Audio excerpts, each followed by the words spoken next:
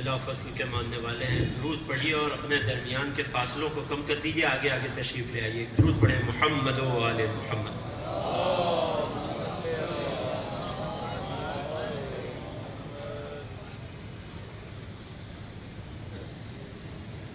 یہاں تشریف لے آئیے، یہاں جگہ. بسم اللہ.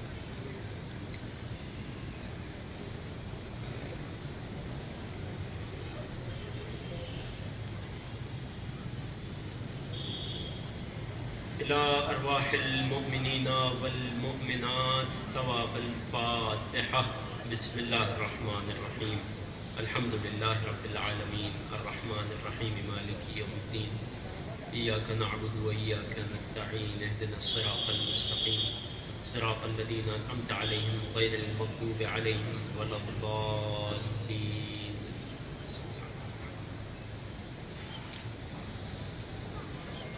لا حول ولا قوة إلا بالله العلي العظيم.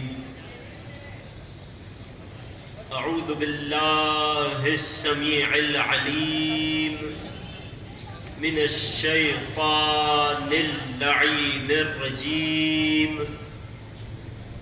بسم الله الرحمن الرحيم. الحمد لله الذي خلقنا في أمة الذي فاز رتبته إلى قاب قوسين وأكرمنا بولاية وصيه الذي ردت له الشمس مرتين وجاهد بالسيفين وصلى إلى القبلتين وشرفنا بحب الزهراء أم السبطين وجعلنا من الباكين على مصاب الحسن والحسين والتسعة من ذرية الحسين الذين من بكى على مصابهم رجح حسناته أعمال الثقلين. والصلاة والسلام والتحية والإكرام على أشرف الكونين رحمة للدارين جد الحسنين مولى الكونين أعني أبا القاسم محمد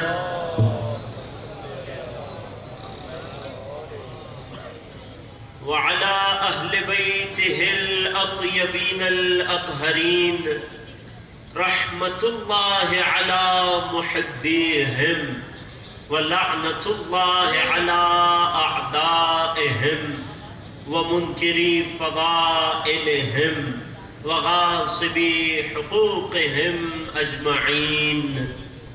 أما بعد فقد قال الله الحكيم في كتابه الكريم وكلامه العظيم. بسم الله الرحيم. تلك الجنة التي نورث من عبادنا من كان تقيا. صدق الله العلي العظيم. ایک درود ہدیہ کیجئے محمد و آل محمد.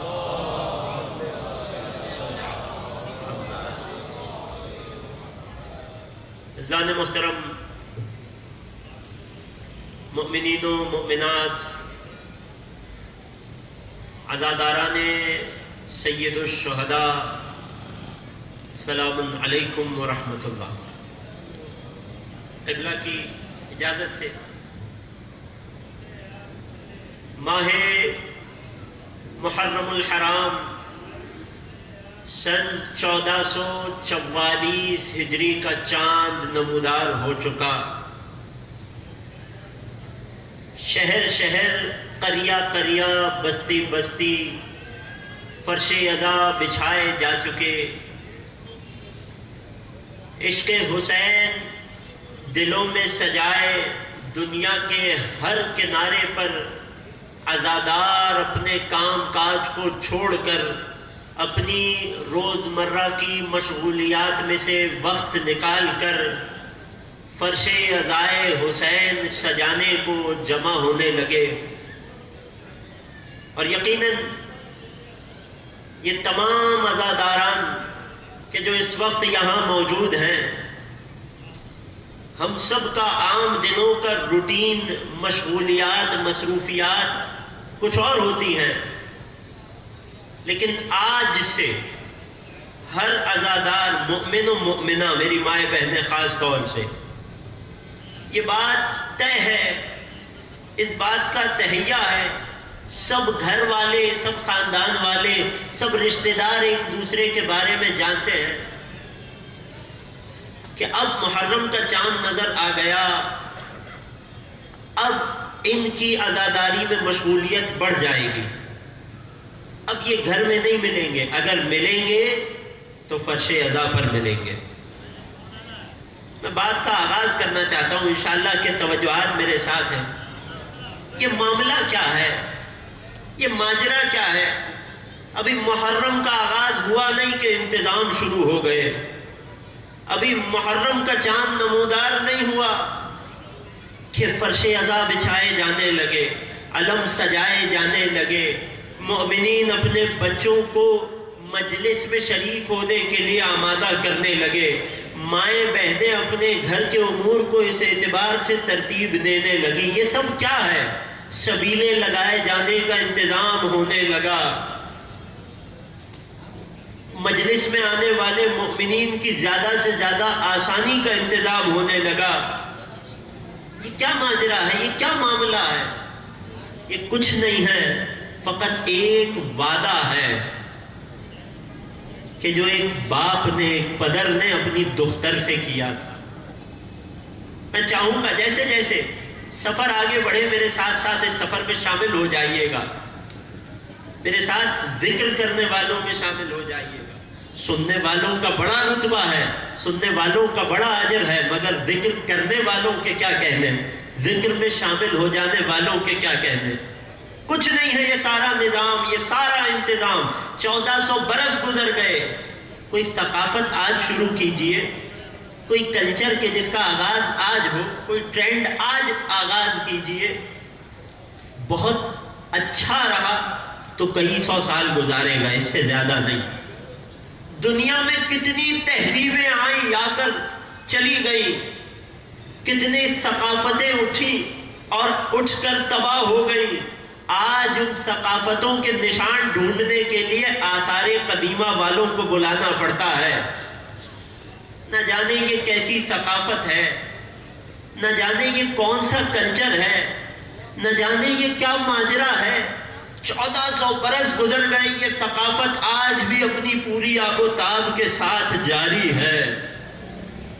نہ صرف یہ کہ کم ہو رہی ہو، سالہ سال بڑھتی چلی جا رہی ہے. میرے ساتھ گواہی دیں گے، سالہ سال بڑھتی چلی جا رہی ہے. کل جو ماں باپ تنہا آتے تھے، آج اپنے بچوں کو لے کر آ رہے ہیں. خاندان بڑھ رہے ہیں، عزادار بڑھ رہے ہیں، سال گزر رہے ہیں، انتظام بڑھ رہے ہیں. یہ کیا ہے؟ یہ ایک وعدہ ہے کہ جو ایک والد نے اپنی دختر، اپنی بیٹی سے کیا تھا.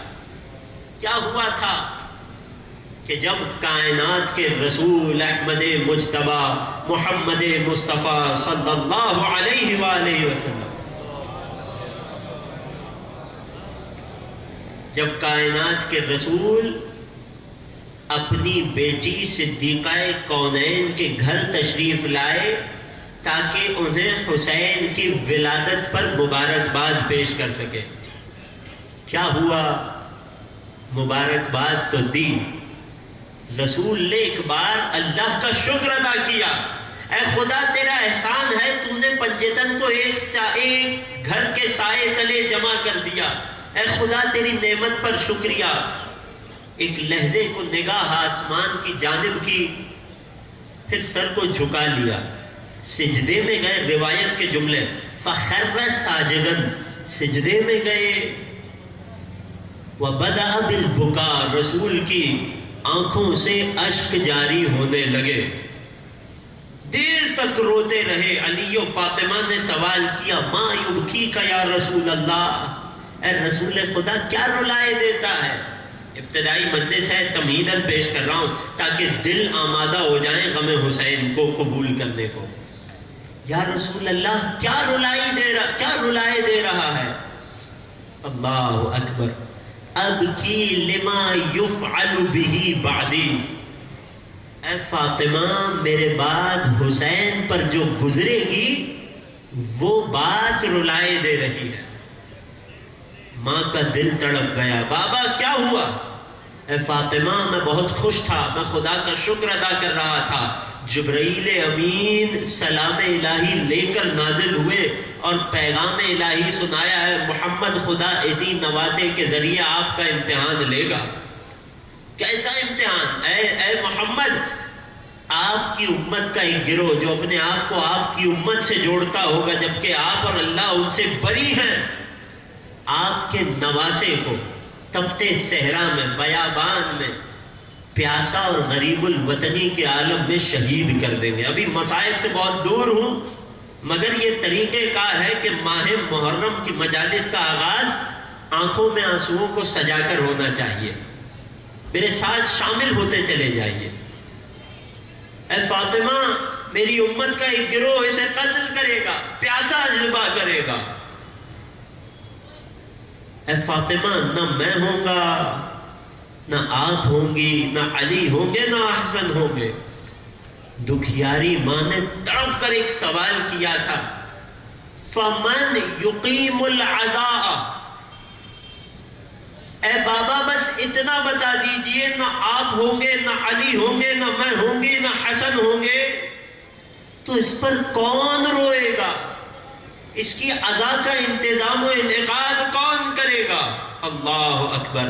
یا فاطمہ اخبرنی جبرائیل، اے فاطمہ مجھے جبریل نے بتایا ہے، ان النساء امتی، میری مائیں بہنیں جو اپنے گھر کے کام کاج سے وقت نکال کر حسین پر رونے آتی ہیں، فاطمہ کے لال کا پرسہ مادر حسین کو دینے آتی ہیں، یا فاطمہ ان النساء امتی لا تبکین علی نسائی، اے فاطمہ میری امت کی خواتین میری عورتوں پر روئیں گی، والرجال امتی یبکون علی رجال، اور میری امت کے مرد حسین اور ان کے مردوں پر روئیں گے۔ وَيُجَدِّدُونَ الْعَزَاءَ فِي كُلِّ عَامٍ، باپ کا بیٹی سے کیا ہوا وعدہ کہ جس کی دلیل آج یہاں فرش عزا پہ بیٹھا ہر عزادار ہے۔ اے فاطمہ سالہ سال ہر برس یہ قوم ہوگی کہ جو تیرے فرزند حسین کے غم کو زندہ کرے گی، تازہ کرے گی۔ اللہ اکبر۔ دکھیاری ماں نے اس وقت ایک سوال کیا تھا، اے بابا پھر اس قوم کے لیے کیا ہے؟ اللہ اکبر۔ اے عزاداران حسین، اپنے اس فعل کی قیمت کو پہچانیے، اپنی قیمت کو پہچانیے، اپنی منزلت کو سمجھ کر ہر خاص و عام فرش عزا پر آ جائے، حسین پر، نواسے رسول پر آنسو بہانے آ جائے۔ اے بابا ان رونے والوں کے لیے کیا ہوگا؟ اللہ اکبر۔ اے فاطمہ میں وعدہ کرتا ہوں جب تک وہ خواتین کے جو تیرے حسین کی عورتوں پر روئیں گی، جب تک وہ جنت میں داخل نہ ہو جائیں تو بھی جنت میں نہ جانا۔ جب تک حسین پر رونے والے عزادار جنت میں نہ چلے جائیں، میں حسین کا نانا جنت میں قدم نہیں رکھوں گا۔ اللہ اکبر۔ یہ وعدہ ہے کہ جو وفا کیا جا رہا ہے۔ بات کو دو جملے اور آگے بڑھاؤں گا۔ یہ وعدہ جانتے ہیں کہ کس نے کس کو یاد دلایا تھا؟ تاریخ کے ایک بہت نازک موڑ پر چند جملے اور پھر انشاءاللہ اپنے موضوع سے جڑیں گے۔ اگر توجہات میرے ساتھ ہیں تو آخر تک ایک درود پڑھیے محمد و آل محمد۔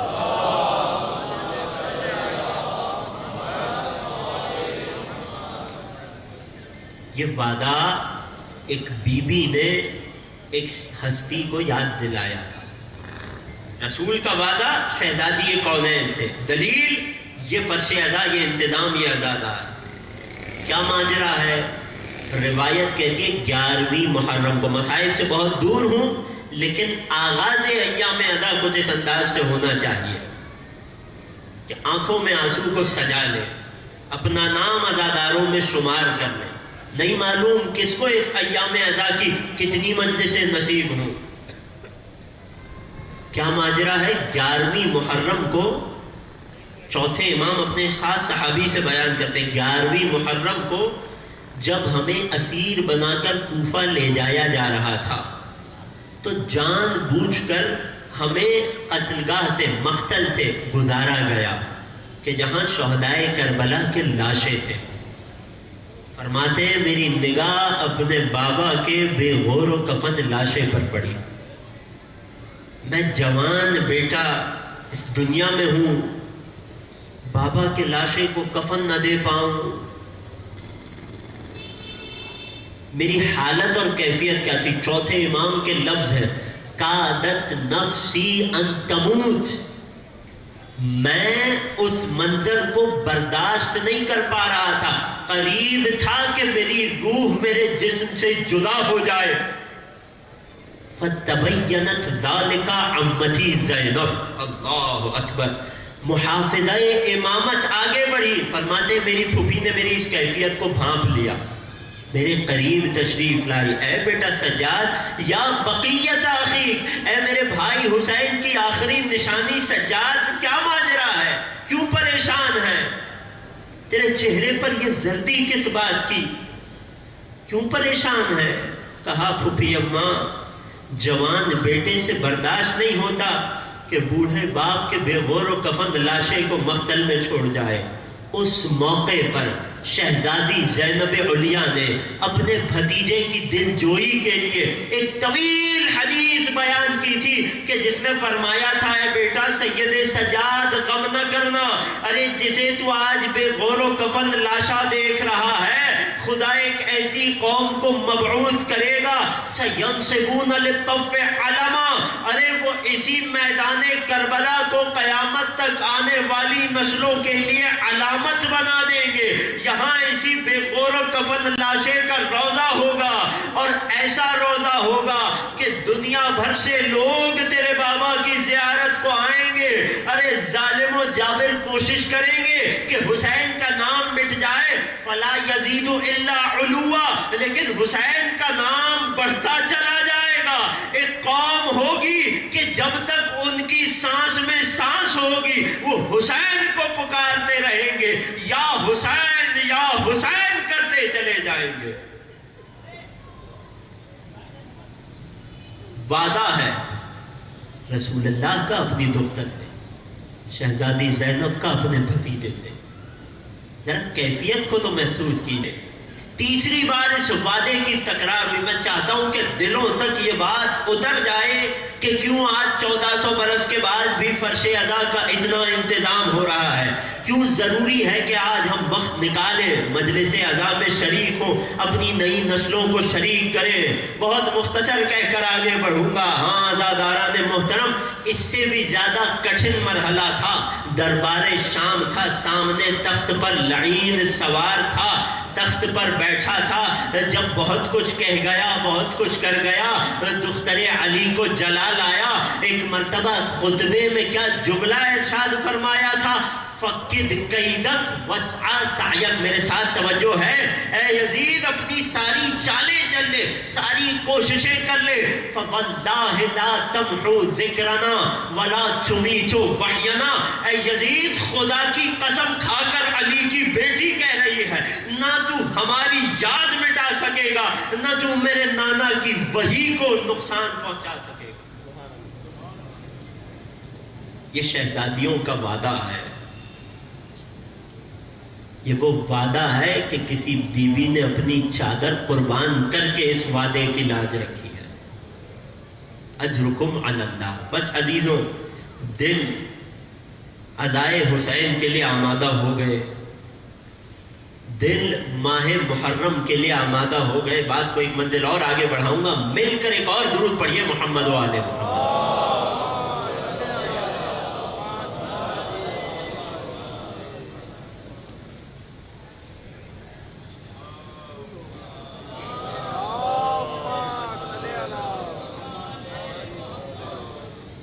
کون حسین؟ کس کا ماتم کرنے آئے؟ کس کا غم منانے آئے ہیں؟ مقام کیا ہے اس حسین کا؟ کیوں یہاں جمع ہوئے؟ یقیناً نوجوان دوستوں کے، کم سن بچوں کے ذہنوں میں بھی سوال اٹھتا ہوگا نا، کیوں اس قدر گریا، کیوں ماتم، کس حسین کے لیے؟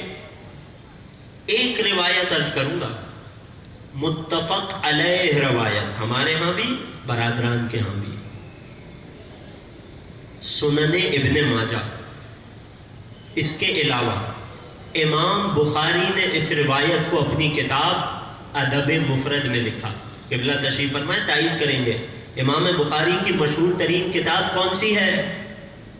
کوئی بھی جواب دے سکتا ہے؟ صحیح بخاری۔ امام بخاری نے اس کے علاوہ بھی کئی کتابیں لکھی، ان میں سے ایک معروف کتاب علماء جانتے ہیں، محققین جانتے ہیں، کتاب کا نام ہے ادب المفرد، الادب المفرد۔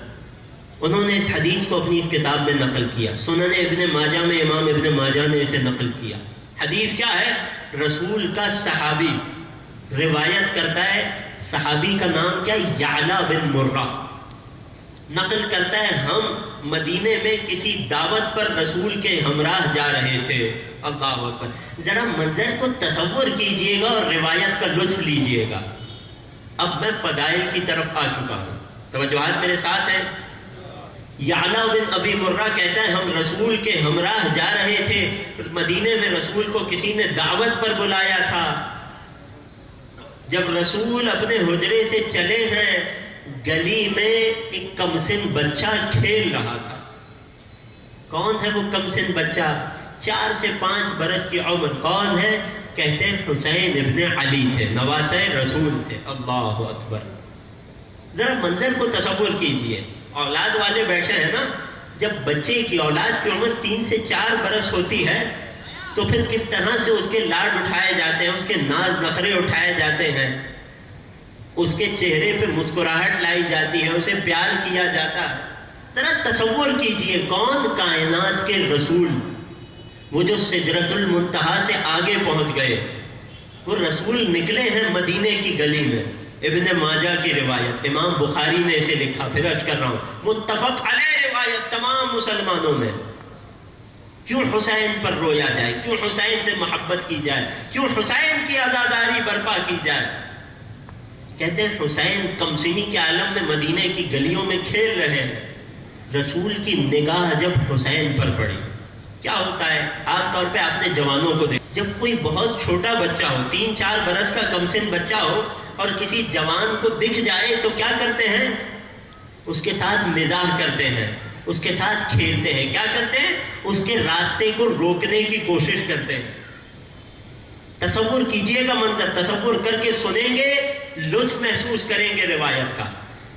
صحابی کہتا ہے جب رسول نے کمسن حسین کو اپنے سامنے دیکھا تو آگے بڑھ کر حسین کو راستے کو روکنے لگے، حسین کے ساتھ راستے میں کھیلنے لگے۔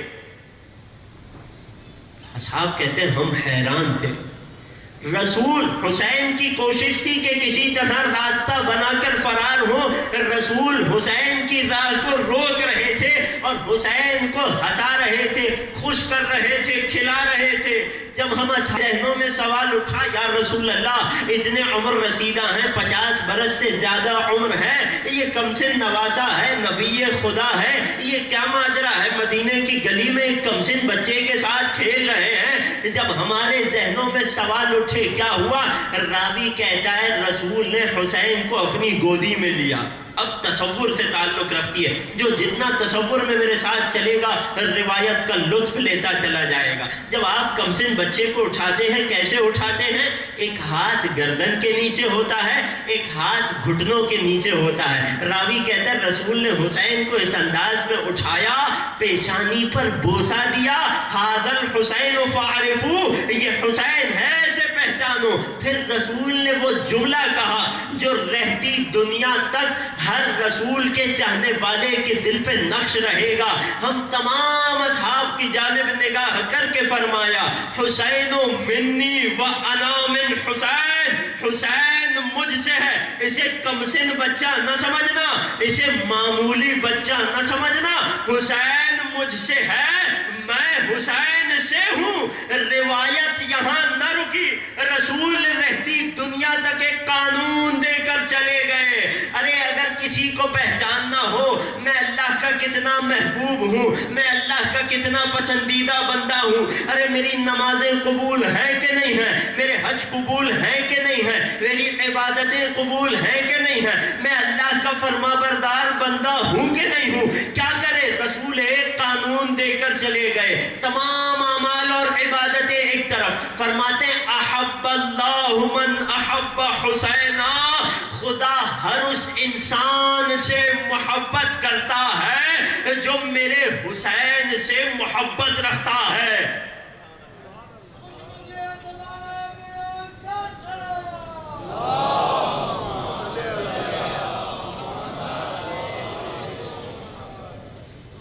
توجہ کر رہے ہیں عزیزوں؟ جب تک آپ آمادہ نہ ہو جائیں میں پڑھتا چلا جاؤں گا، مجھے جلدی نہیں ہے۔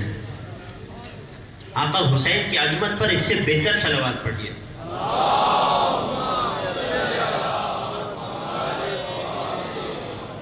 اب ہم سے یہ سوال نہ ہوگا کہ کیوں حسین پر روتے ہیں، کیوں ماتم کرتے ہیں، کیوں آنسو بہاتے ہیں۔ یہ محبت کا تقاضا ہے کہ محبوب کو تکلیف ہوگی تو آنکھ میں آنسو آئے گا۔ کون حسین؟ ایک اور روایت آپ کی سماعتوں کو ہدیہ کر دوں۔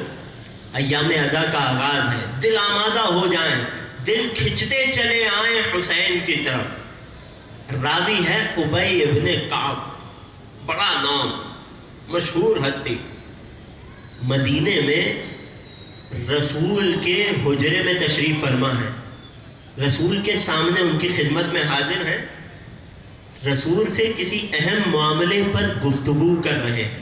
توجہات میرے ساتھ ہے؟ آخر میں بیٹھے ہوئے افراد، کسی معاملے پر رسول سے محو گفتگو ہے۔ کیا ہوا؟ ابی ابن کعب خود روایت نقل کرتے ہیں، خود حدیث بیان کرتے ہیں، کہتے ہیں میں رسول سے محو گفتگو تھا کہ اچانک حجرے میں رسول کا کمسن نواسا حسین آ گیا۔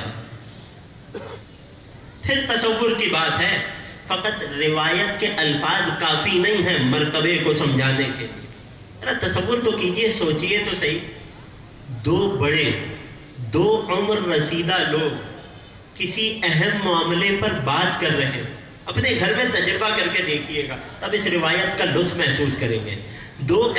دو بڑے عمر رسیدہ لوگ کسی معاملے پر محو گفتگو ہوئے، کمسن بچہ آ جائے، رد عمل کیا ہوگا؟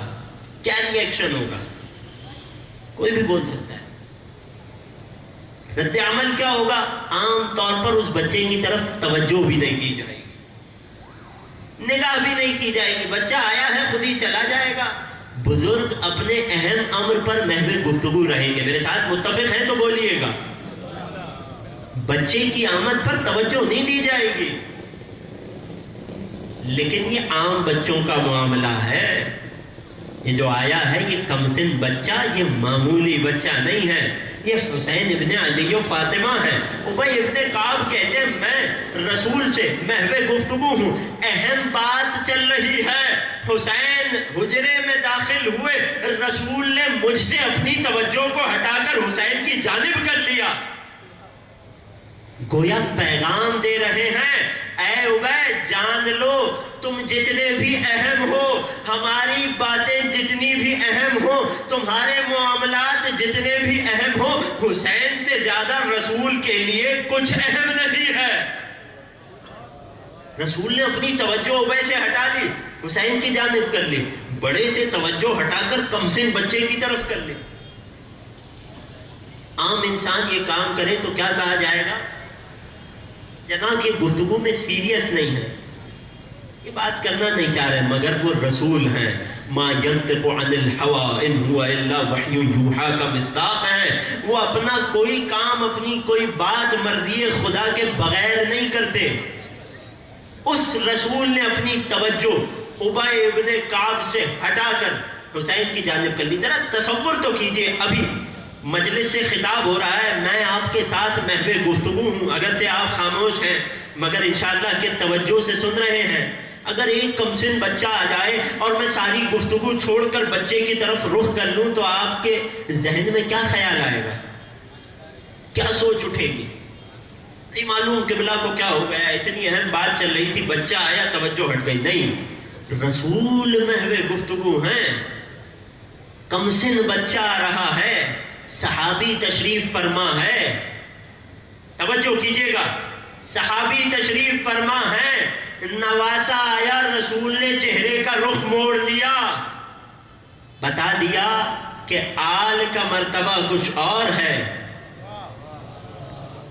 جو پہنچ گئے درود پڑھے محمد و آل محمد.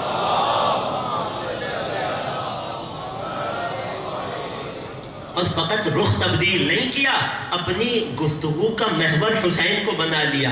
ابھی رسول ابے سے محور گفتگو تھے، ابھی رسول نے نہ صرف رخ موڑا، اب رسول نے گفتگو بھی حسین سے کرنا شروع کر دی، گویا کہ ابے وہاں موجود ہی نہیں ہے. اللہ اکبر. تصور کیجئے گا، جو تصور میں میرے ساتھ ہوگا وہ ذکر میں شامل ہوتا چلا جائے گا.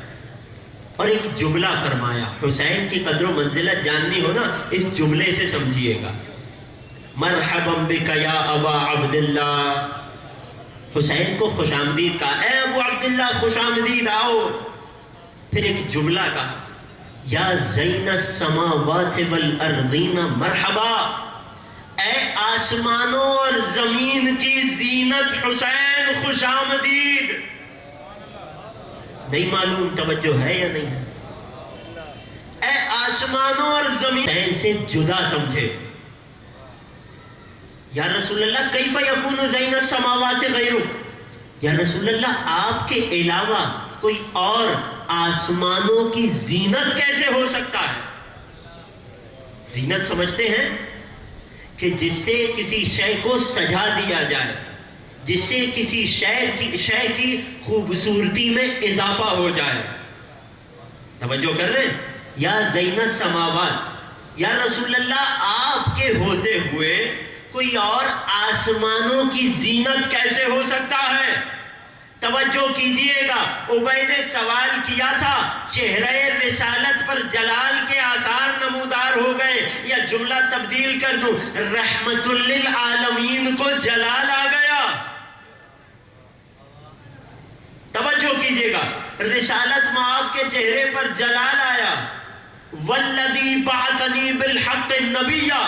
اے ابی، اس خدا کی قسم کھا کر میں نبی محمد کہہ رہا ہوں کہ جس نے مجھے نبی بنا کر بھیجا ہے. ان الحسین فی السماء اکبر منہ فی الارض. ارے تم زمین والے حسین کا جتنا مقام جانتے ہو، مرتبہ جانتے ہو، اس سے کئی زیادہ مقام و مرتبہ حسین کا آسمانوں پر ہے. فإنہ مکتوب عن یمین عرش اللہ. ارے عرش خدا کے دائیں جانب لکھا ہے، مصباح الہدی و سفینۃ النجات. حسین ہدایت کا چراغ اور نجات کی کشتی ہے.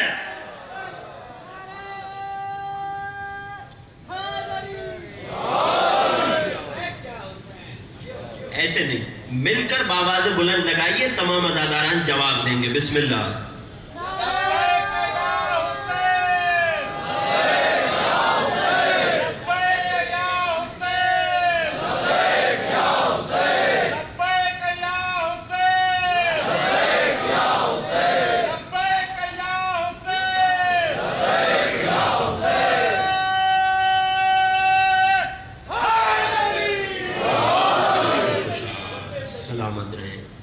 محسوس کر رہے ہیں؟ ایک مثال دے کر آگے بڑھ جاؤں. حسین کا مقام تم زمین والوں کی نسبت آسمانوں پر زیادہ ہے. حسین کو زمین والوں نے ابھی پہچانا ہی کہاں ہے، حسین کو آسمان والوں نے جانا ہے. کیسے معلوم ہو کہ حسین کا مقام آسمانوں پر زیادہ ہے؟ ایک مثال دیتا ہوں.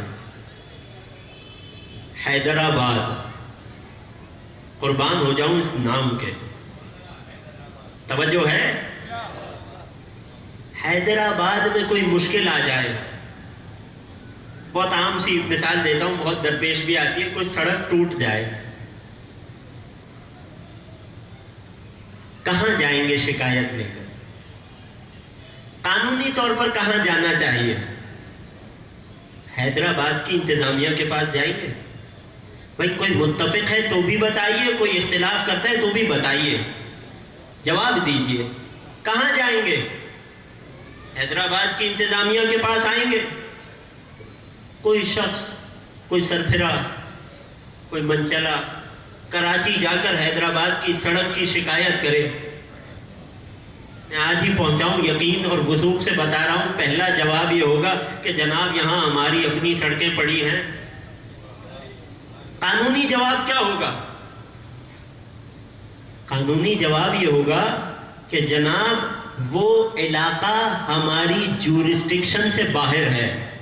اللہ اکبر، توجہ کیجئے گا، جو پہنچ جائے گا میرے ساتھ شامل ہوتا چلا جائے گا۔ جناب وہ علاقہ ہمارے دائرہ اختیار سے باہر ہے۔ سندھ میں کوئی مشکل ہو پنجاب کی انتظامیہ حل نہیں کر سکتی، جناب یہ علاقہ ہمارے دائرہ اختیار سے باہر ہے۔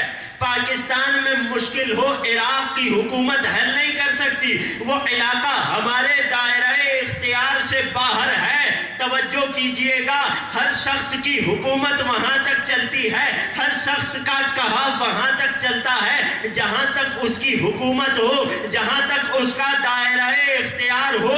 میں قربان ہو جاؤں اس حسین کے کہ جس کے پاس فرش کا مجرم آئے تو حسین حر کو معاف کر کے بتائے کہ زمین پر حسین کی حکومت ہے، اور کبھی عرش کا مجرم فطرس آئے تو حسین اس کو بھی معاف کر کے بتائے کہ آسمانوں پر بھی حسین کی حکومت۔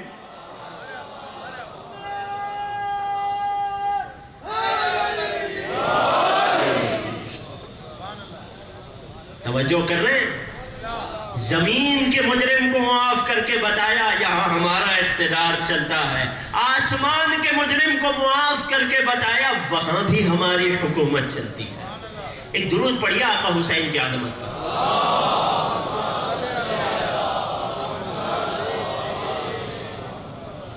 کیا وہ حسین کہ جو منیت کی منزل پر ہو، حسین منی وانا من حسین، وقت رہا تو انشاءاللہ کسی ایک مجلس کے دوران اس جملے کی گہری تفسیر آپ کی خدمت میں پیش کروں گا۔ خدا کی قسم اگر رسول فقط اتنا کہہ دیتے نا حسین و منی، حسین مجھ سے ہے، تو بھی بات بہت بڑی تھی، لیکن رسالت معاب کی زبان یہاں نہ ٹھہری۔ وَأَنَا مِنْ حسین، میں حسین سے ہوں۔ کبھی وقت ہوا اس روایت کا راز آپ کی خدمت میں پیش کروں گا۔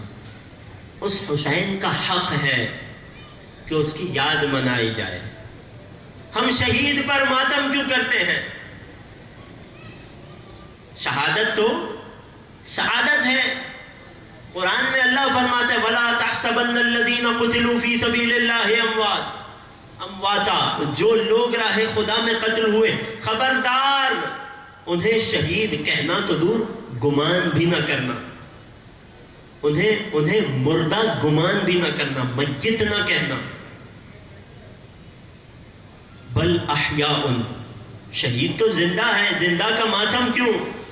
ایک جملے میں جواب دے کر آگے بڑھ جاؤں گا، جو پہنچ جائے شامل ہو جائیے گا۔ ہم نہ روتے اگر رسول نہ روئے ہوتے، ہم نہ روتے اگر رسول نے شہید پر گریہ نہ کیا ہوتا۔ کیا ہم رسول سے زیادہ اسلام جانتے ہیں؟ کیا ہم رسول سے زیادہ شہید کا مرتبہ جانتے ہیں؟ وہ رسول کہ جو تمام تر ادیان کے وارث ہیں، اس لفظ کو یاد رکھیے گا، وارث ہیں۔ وہ رسول جو تمام انبیاء کے وارث ہیں، وہ رسول کے جو تمام تر آسمانی کتابوں کے وارث ہیں، اس رسول کے سامنے جب ان کے چچا حمزہ شہید بلکہ حسین سے پہلے سید الشہداء کے جنازے کو لایا گیا تو روئے، آنکھوں سے آنسو جاری کیے، اور کوئی یہ نہ کہ ایک دن روئے، نہیں، رسول نے پورے عام الحزن قرار دیا، غم کا سال قرار دیا۔ رسول نے شہید پر رو کر بتایا کہ شہید پر ماتم کرنا سنت رسول ہے۔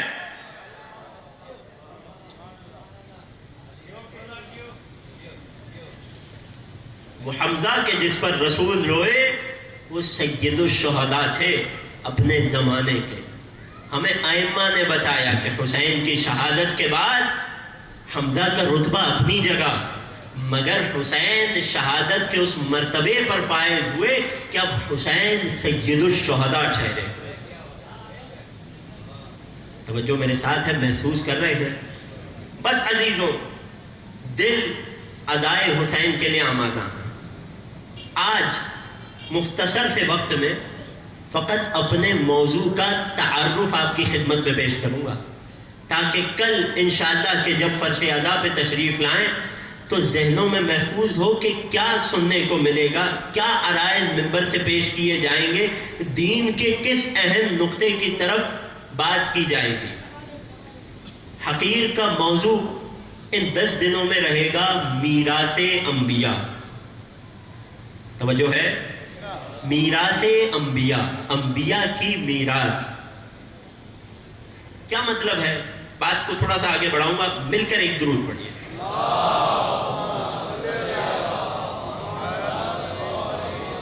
نہیں عزیزوں، اس سے بہتر ایک صلوات ہدیہ کیجئے محمد۔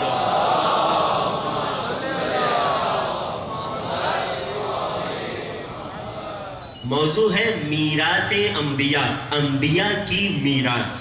انبیاء کسے کہتے ہیں یہ سب جانتے ہیں، میراث کسے کہتے ہیں؟ میراث نکلا ہے وراثت سے۔ توجہ ہے، بہت اہم ہے، یہ موضوع کی بنیادیں ہیں۔ اگر یہیں سے سفر میں ساتھ ہو گئے تو انشاءاللہ 10 روز تک لطف محسوس کریں گے، میرے ساتھ ساتھ سفر طے کریں گے۔ میراث نکلا وراثت سے۔ وراثت کسے کہتے ہیں؟ کسی بھی چیز کے، توجہ کیجئے گا، کسی بھی چیز کے باقی ماندہ حصے کو وراثت کہتے ہیں۔ یہ تسبیح میرے ہاتھ میں ہے، اسے یہاں چھوڑ جاؤں، یہ میرے بعد یہاں باقی رہ جائے، یہ تسبیح میراث کہلائے گی۔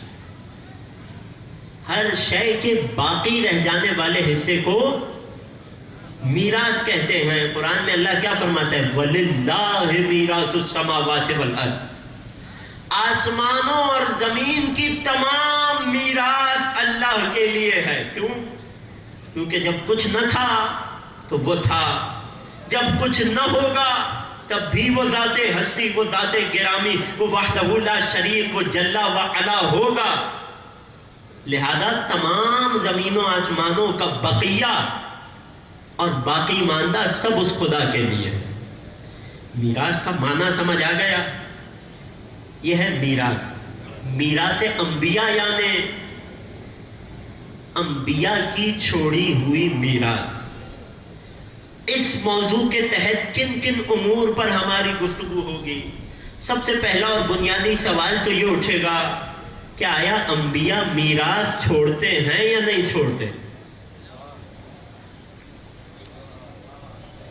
جو پہنچ گئے، سب سے پہلا سوال یہ ہوگا، موضوع کا نام ہے میراث انبیاء، تو سوال تو یہ اٹھے گا انبیاء کی کوئی میراث ہوتی بھی ہے یا نہیں ہوتی؟ پھر اگر ہوتی ہے تو کیا ہوتی ہے؟ انبیاء، خدا سب کے والدین کو حیات رکھے، کسی صاحب دولت شخص کا کہ باپ کا انتقال ہو، ورثے میں کیا چھوڑ کے جائے گا؟ دولت چھوڑ کر جائے گا، پیسہ مال دنیا چھوڑ کر جائے گا۔ کسی بادشاہ، کسی شہزادے کے باپ کا انتقال ہو جائے، بیٹے کے لیے میراث میں کیا چھوڑ کر جائے گا؟ حکومت و بادشاہت چھوڑ کر جائے گا۔ مثالیں تبدیل ہوتی رہیں گی۔ انبیاء اپنی میراث میں کیا چھوڑ کر گئے؟ اگر اس موضوع کی اہمیت کو سمجھنا ہے نا تو یوں سمجھیے کہ یہ لفظ میراث، یہ مادہ وراثت قرآن میں 34 آیات میں 35 یعنی 35 مرتبہ تکرار ہوا، اور مختلف موقعوں پر، مختلف آیتوں میں، مختلف سوروں میں، مختلف الفاظ اور آیات میں، مختلف واقعات میں اس کا استعمال ہوا۔ تو لفظ تو بہت اہم ہے۔ قرآن کے جس کا ایک ایک حرف اہم ہے، اگر ایک لفظ کی 35 مرتبہ تکرار ہو تو لفظ تو اہم ہے، تو ذرا اس لفظ کو کھنگالنا پڑے گا، ذرا قرآن کی آیتوں کو دیکھنا پڑے گا. میراث کیا ہے؟ قرآن میں توجہ کیجئے گا، قرآن میں وارث کی کتنی قسمیں ہیں؟ میراث کا مطلب تو سمجھ آ گیا. میراث باقی ماندہ شے، جو کوئی شخص کسی کے لیے چھوڑ کر جائے جو بقیہ ہو اسے میراث کہتے ہیں. جب کوئی میراث ہے تو دو طرفیں ہوں گی، ایک وارث بنانے والا اور دوسرا وارث بننے والا. جو کسی کو وارث بنائے اسے عربی میں کہتے ہیں مورث. مورث وارث بنانے والا. اور جس کے حصے میں وراثت آ جائے اسے کیا کہتے ہیں؟ وارث. جس کے حصے میں وراثت آ جائے اسے کیا کہتے ہیں؟ وارث. اور جو چیز آئے اسے کیا کہتے ہیں؟ میراث. ذرا قرآن سے ٹٹولیں گے کل کی گفتگو میں، پریشان نہیں ہونا. قرآن سے ٹٹولیں گے کہ قرآن میں میراث کی کتنی قسمیں ہیں. ایک مثال تو میں نے آیت میں آپ کی خدمت میں پیش کر دی، زمین و آسمان خود بھی میراث بنتے ہیں. قرآن میں جنت کو میراث کہا گیا ہے. قرآن میں سرنامہ کلام میں آیت پڑھی، تلک الجنت التی نورث من عبادنا من کان تقیا. یہ ہماری جنت ہے، ہم اپنے تمام بندوں میں فقط تقی بندوں کو اس کا وارث بنائیں گے. جنت کا وارث کون ہے؟ تقی ہے.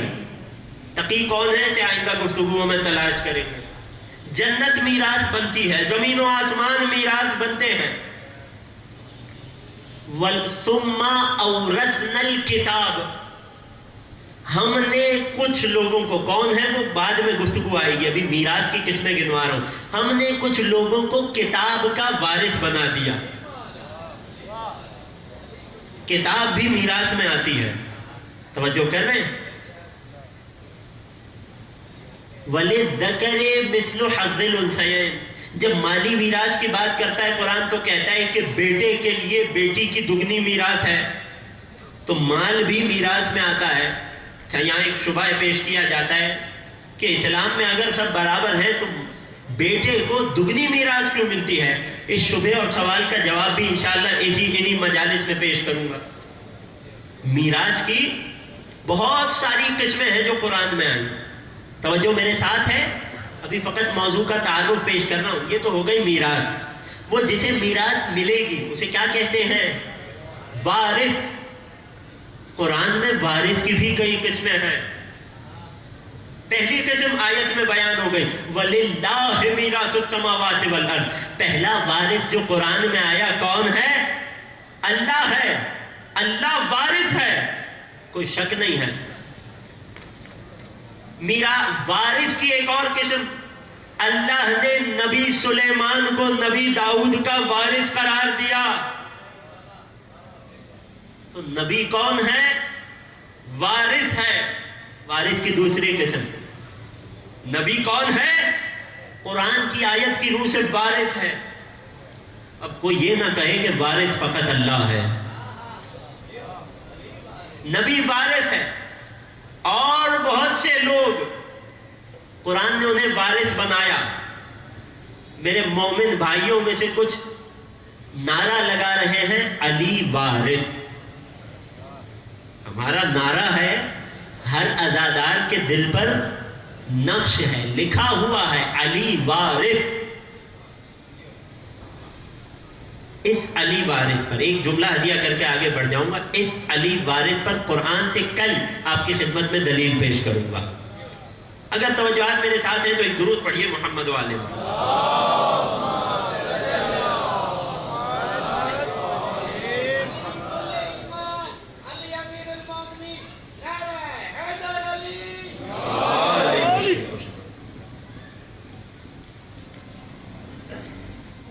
یہ ہے قرآن میں میراث کی قسموں کا خلاصہ. تفصیل سے انشاءاللہ بیان ہوگا، ایک ایک آیت پہ ٹھہریں گے. ایک ایک آیت میں اسرار ہیں، راز ہیں، لطائف ہیں. قرآن میں وارث کی قسمیں بات ہو گئی. جب انبیاء کی میراث ثابت ہو جائے گی اور قرآن کی یہ آیتیں سمجھ آ جائیں گی تو شہزادی کی میراث پر بھی کچھ گفتگو ہوگی. جب شہزادی کی میراث پر بات مکمل ہو جائے گی، یہ ابھی صرف ترتیب، ابھی فہرست بیان کر رہا ہوں. جب شہزادی کی میراث پر بات ہو جائے گی، علی وارث پر بات ہو جائے گی، تو بات آئے گی کس پر کہ جس کے لیے زیارت وارثہ پڑھتے ہیں. کون ہیں؟ میرے آقا و مولا حسین علیہ السلام. زیارت وارثہ کیا ہے؟ السلام علیکہ یا وارثہ آدم صفوت اللہ، السلام علیکہ یا وارثہ نوح نبی اللہ. یہ سب کیا ہے؟ یہ سب انبیاء ہی تو ہیں کہ جن کا وارث حسین کو ٹھہرایا جا رہا ہے. تو حسین کے انبیاء، وارث انبیاء ہونے پر بات ہوگی. اور جب یہ تمام باتیں مکمل ہو جائیں گی، آخری 1 سے 2 گفتگو جب رہ جائے گی، 1 سے 2 روز رہ جائیں گے، تو بات ہوگی اس روئے زمین کے آخری وارث کی. اس روئے زمین کے آخری اور حقیقی وارث کی. وہ کہ جو نہ صرف تمام انبیاء کا وارث ٹھہرا بلکہ تمام ائمہ اور اوصیاء کا وارث ٹھہرا. وراثت کسے کہتے ہیں؟ باقی ماندہ شے کو. وہ کہ جو قرآن میں بقیت اللہ کے نام سے جانا گیا، تمام خزانوں میں اللہ کا باقی رہ جانے والا خزانہ، میرے وقت کا امام. وہ کیسے وارث ہوئے؟ ان کی میراث میں کیا آیا؟ وہ انبیاء کی میراث میں سے اپنے ساتھ ساتھ وعدے ظہور کیا لے کر تشریف لائیں گے؟ یہ سب گفتگو انشاءاللہ کے آخری دنوں میں ہوگی. اگر ترتیب مجالس، ترتیب اور فہرست موضوع واضح ہے، میرے ساتھ شامل ہیں، آمادہ ہیں، کل کی گفتگو سے ہم بات کا آغاز کریں گے. اگر آمادہ ہیں تو مل کر ایک درود پڑھیے.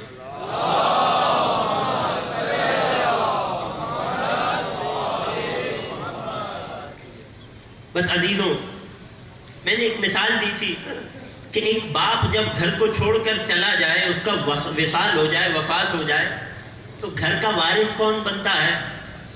گھر والے بنتے ہیں، باپ کا بیٹا بنتا. کوئی بادشاہ جب کوئی شہر چھوڑ کر چلا جائے تو اس کا وارث کون بنتا ہے؟ اس کی آل اولاد بنتی ہے. آج مجھے وارث مدینہ کی بات کرنی ہے. وہ کہ جسے شاہ مدینہ اپنا وارث بنا کر گئے تھے.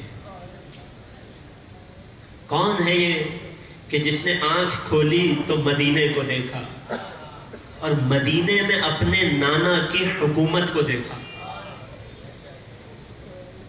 وہ حسین کہ جس نے آنکھ ہی مدینے میں کھولی تھی، آج اس وارث مدینہ، مدینے کے حقیقی وارث کے مدینے سے جدائی کے مصائب پیش کرنے ہیں. وہ کہ جو مدینے کا حقیقی وارث تھا، وہ جو پنجتن میں مدینے کا آخری وارث تھا، وہ جو شاہ مدینہ کے بعد وارث مدینہ تھا. تاریخ نے اسے یہ وقت بھی دکھایا کہ 26ویں ماہ رجب کو اسی مدینہ میں دربار میں اسے بلایا گیا. بلانے والا کون؟ ولید، مدینے کا گورنر. بلایا گیا. حسین اپنے انتظام سے گئے ہیں، وارث مدینہ ہیں، حقیقت میں تو مالک مدینہ ہیں. دربار رات کی تاریکی میں بلایا گیا. حسین پہنچے. اے حسین، حاکم شام کا انتقال ہو گیا، اس کے بعد حکومت یزید کے حصے میں آئی. یزید نے آپ سے بیعت کو طلب کیا ہے. چہرہ امامت پر جلال آیا. اے ولید، رات کی تاریکی میں کیا بیعت کی بات کرتا ہے؟ کل دن کی روشنی میں آنا تو بتاؤں گا بیعت کا حقدار کون ہے. ولید کے نزدیک مروان بیٹھا تھا. اے ولید، اگر آج حسین ہاتھ سے چلے گئے تو پھر ہاتھ نہ آئیں گے، انہیں ابھی قتل کر دے. یہ جملہ سننا تھا. امام کے جلال میں اضافہ ہوا. یبن الزرقاء اتقتلنی ام ہوا، اے نیلی آنکھوں والی کے بیٹے، کیا تو مجھے قتل کرے گا یا یہ ولید مجھے مارے گا؟ امام حسین کی آواز کا بلند ہونا تھا کہ بنو ہاشم کے جوان دربار میں داخل ہوئے. تاریخ نے نہیں لکھا، ایک جملہ حوالے کر رہا ہوں جس کے دل تک پہنچ جائے، میرے ساتھ شامل ہو جائیے گا. تاریخ نے یہ نہیں لکھا کہ جوانوں میں کون سب سے پہلے تھا، لیکن میرا دل کہتا ہے کہ حسین کی آواز بلند ہوتے سن کر سب سے پہلے جو شخص دربار میں داخل ہوا ہوگا وارث علم صاحب علم میرا مولا و آقا ابو الفضل العباس ہوگا.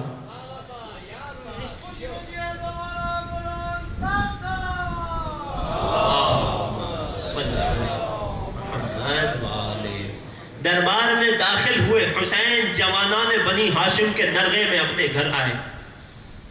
26 رجب سے 28ویں رجب کی شب تک حسین کی حالت کیا تھی؟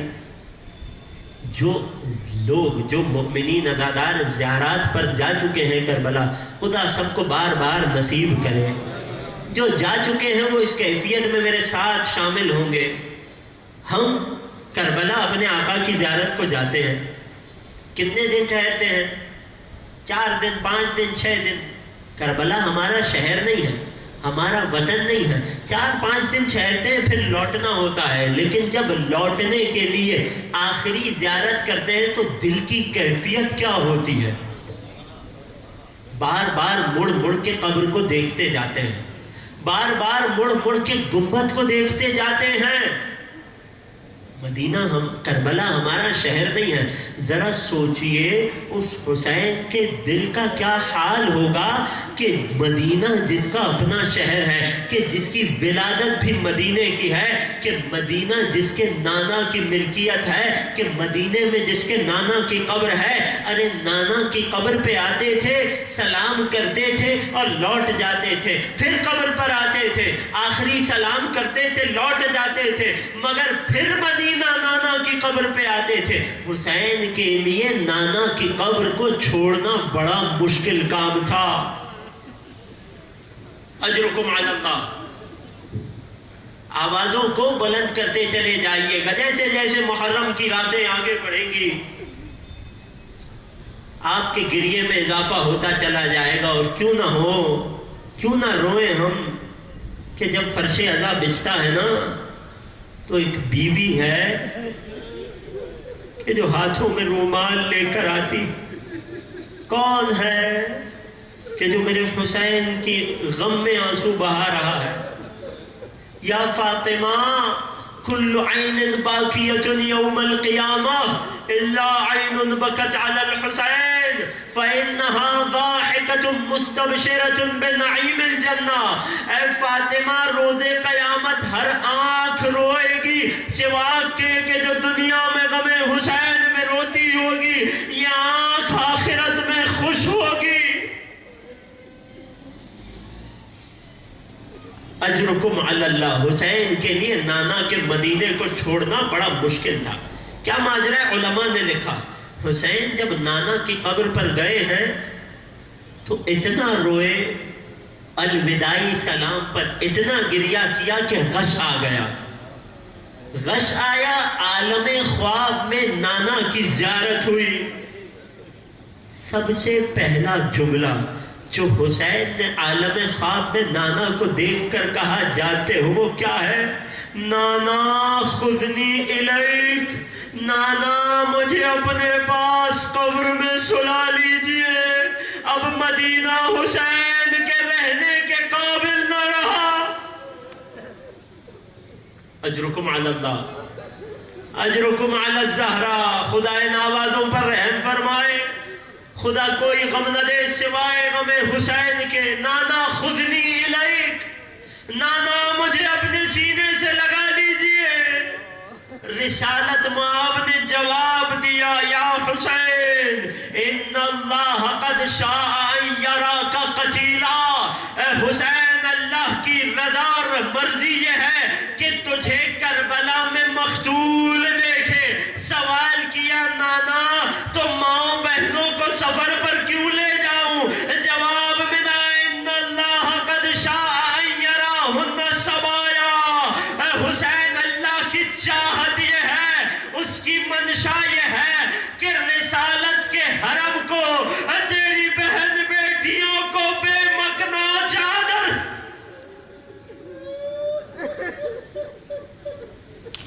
اجرکم علی اللہ. میں نے بڑی آسانی سے پڑھا, آپ نے بڑی آسانی سے سن لیا. حسین نے ایک جملہ کہا تھا, رضن بقضائہ و تسلیما لامرہ.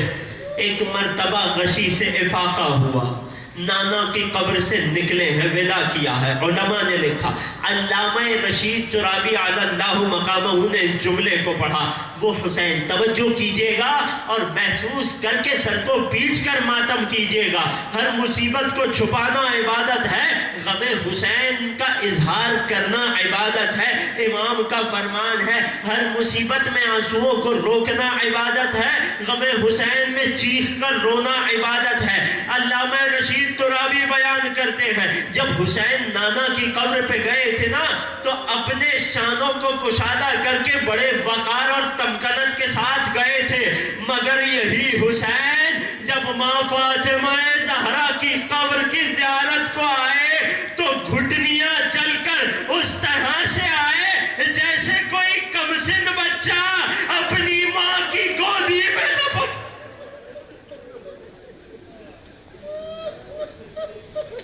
اجرکم علی اللہ, اجرکم علی زہرا. خدا کوئی غم نہ دے سوائے غم حسین. اماں کی قبر پہ خود کو گرایا, اے ماں اپنے حسین کا آخری سلام قبول کیجئے. ارے قبر سے صدا آئی, وعلیک السلام یا غریب الام. اے ماں کے بے وطن بیٹے, تجھ پر میرا سلام. وعلیک السلام یا عطشان الام. اے ماں کے پیاسے بیٹے, تجھ پر میرا سلام. اجرکم علی اللہ, اجرکم علی الزہرا. خدا کوئی غم نہ دے سوائے غم اہل بیت کے. ارے ایک مرتبہ اہل حرم نے سفر کا ارادہ کیا. ہاں عزیزوں, پہلی محرم کی رات آ گئی ہے. میرے ساتویں امام کی کیفیت کیا ہوتی تھی؟ 8ویں مولا فرماتے ہیں, مصائب کے آخری جملوں سے پہلے دلوں کو رونے کے لیے آمادہ کروں گا تاکہ دلوں پر جو دنیا داری کی سختی ہے وہ ہٹ جائے, غم حسین کے آنسو اپنی جگہ بنا سکے. 8ویں امام فرماتے ہیں, اذا حل ہلال محرم کان ابی لا یرا ضاحکا. ارے جب محرم کا چاند نظر آتا تھا تو کبھی میرے بابا کے چہرے پہ مسکراہٹ نہیں ہوتی تھی. اے مومنو, اس حسین کا ماتم کرنے آئے ہو کہ جس کا نام سنتے ہی, جس کا نام سنتے ہی میرے مولا حسین کا فرمان ہے, انا قتیل العبرا لا یذکرنی مومن الا بکا. ارے جب کوئی مومن مجھ حسین کو یاد کرتا ہے آنکھوں سے آنسو آ جاتے.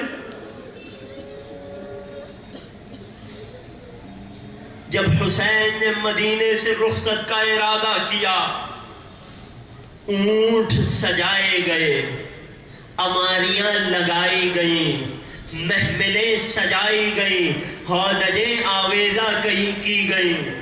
حسین نے اپنے بیت الشرف سے باہر اپنی مسند کو لگوایا. راوی کہتا ہے کہ میں دیکھ رہا تھا حسین خود اپنے گھر کے باہر تشریف فرما ہے. ایک ایک بی بی آتی ہے. اللہ اکبر. آخری جملے آج کے لیے زحمتیں تمام. ایک ایک بی بی آتی ہے, ایک ایک جوان آگے بڑھ کر سوار کرتا ہے. ذرا محسوس کر کے روئیے گا دادا.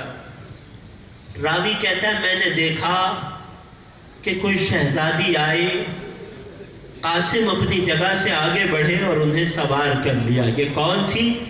کہتا ہے میں نے جانا کہ یہ قاسم کی ماں ام فروا تھی.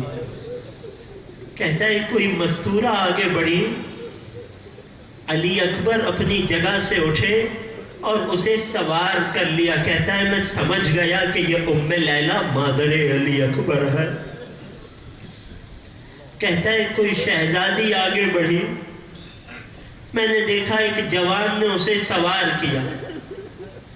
میں اولاد کو دیکھ کر شہزادیوں کی نشاندہی کرتا رہا، یہاں تک کہ علی کی کمسن بیٹی جناب ام کلثوم تشریف لائیں، مولا ابو الفضل العباس آگے بڑھے، سوار کر دیا۔ کہتا ہے میں نے دیکھا اچانک عباس نے اپنا رخ ہماری جانب کیا۔ اے مدینے والوں غضوا الابصار، مدینے والوں نظروں کو جھکا لو۔ کہتا ہے میں نے دیکھا ایک نقاب پوش قداور شہزادی گھر سے باہر آئی۔ ارے اس شہزادی کا آنا تھا کہ ادھر سے عباس آگے بڑھے، ادھر سے علی اکبر آگے بڑھے، ادھر سے آن محمد چلے۔ ارے حسین اپنی مسند سے اٹھ گئے، اس شہزادی کو سب نے مل کے سوار کیا۔ راوی کہتا ہے میں نے کسی بیوی سے پوچھا یہ کون ہے سر کو پیٹ کے ماتم کرنا؟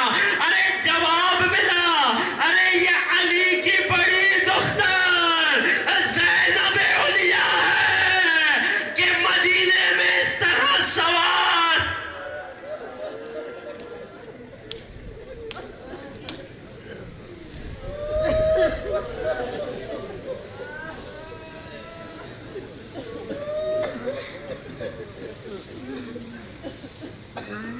اجرکم علی اللہ، اجرکم علی الزہراء، خدا کوئی غم نہ دے واسطہ حسین کی پیاس کا۔ بار الہا ہمارے ناسوؤں کو قلب نازنین مادر حسین کے لیے مرہم کا باعث قرار دے۔ بار الہا جو مومنین و مومنات یہاں بیٹھے ہیں فرش عزا پہ آئے ہیں، بار الہا حسین کے صدقے ان کی جھولیوں کو بھر دے۔ بار الہا ان کے دل میں جو حاجتیں ہوں حسین کی مظلومیت کے صدقے ان کی تمام حاجتوں کو بر فرما۔ بار الہا جو پریشان حال ہیں ان کی پریشانی کو دور فرما۔ جو بیمار ہیں خاص طور سے ایک مومنہ خصوصی طور پر دعائے صحت کی التماس ہے۔ جو مؤمنین و مؤمنات علیل ہیں بار الہا بیمار کربلا کے صدقے، سید سجاد کے صدقے انہیں شفائے کاملہ و عاجلہ عطا فرما۔ بار الہا ہمارے مرحومین کی مغفرت فرما۔ بار الہا سب سے بڑی دعا، سب سے بڑی آرزو، منجی بشر، منتقم کربلا، فرزند زہرا، قائم آل محمد کے ظہور میں تعجیل فرما۔ ہمیں مولا کے اعوان و انصار میں شمار فرما۔ ربنا تقبل منا انك انت السميع العليم وتب علينا انك انت التواب الرحيم بجاه محمد وآله الطاهرين ماتم حسين۔